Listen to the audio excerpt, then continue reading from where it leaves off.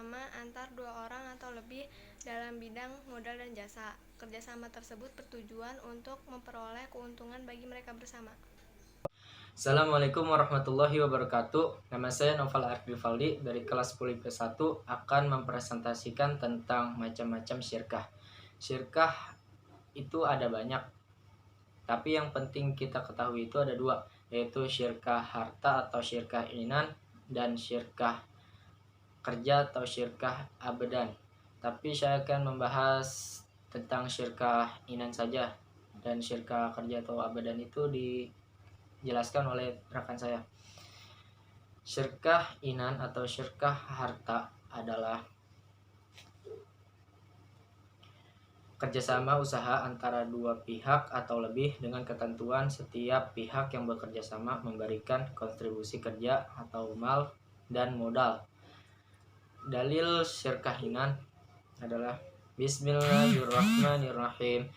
Qala laqad zalamaka bisu'ali na'jatika ila ni'ajih wa inna katsiran minal khulata'i la yabghi ba'duhum 'ala ba'din illa alladhina amanu wa 'amilus salihati wa qalilum ma hum wa zanna Dawudu annama fattannahu wastaghfara rabbahu wa kharra daki'an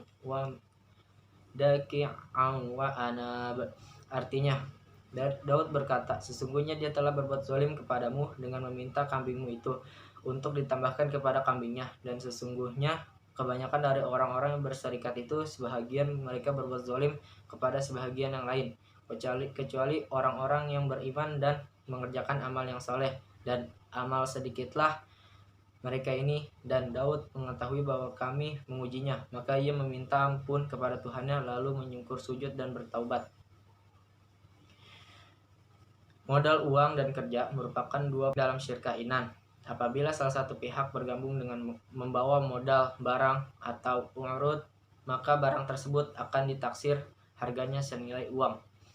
Rasulullah bersabda, An Abi Hurairah qala Rasulullah sallallahu alaihi wasallam, innallaha yaqulu ana thalithus syarikaini ma lam yakhun ahaduhuma sahibahu fa idza khanahu kharajtu min bainihima.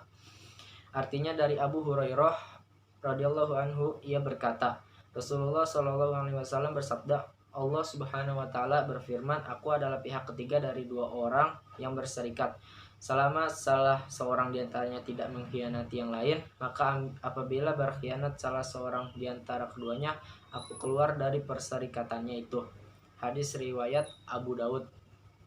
Contoh syirkah inan yang terjadi dalam kehidupan sehari-hari, misalnya peternak lele mengajak investor untuk kerjasama memproduksi 50 kg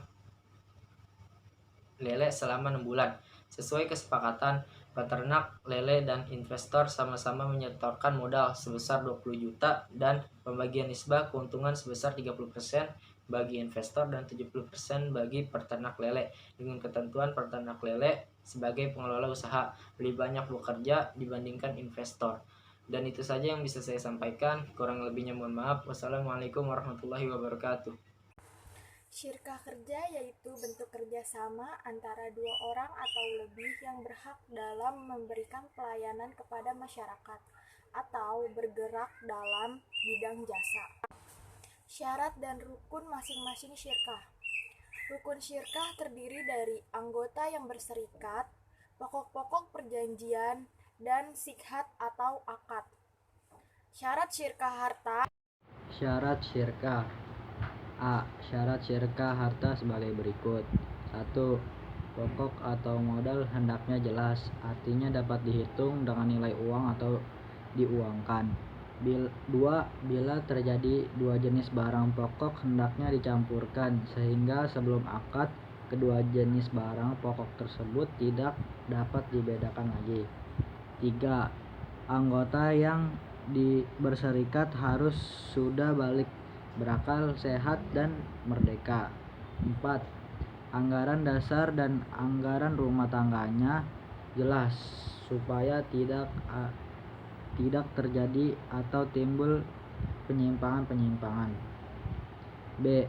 Syarat syirkah kerja sebagai berikut. 1. Penghasilan atau upah yang didapat menjadi milik bersama sesuai dengan perjanjian atau anggaran rumah tangga organisasi tersebut.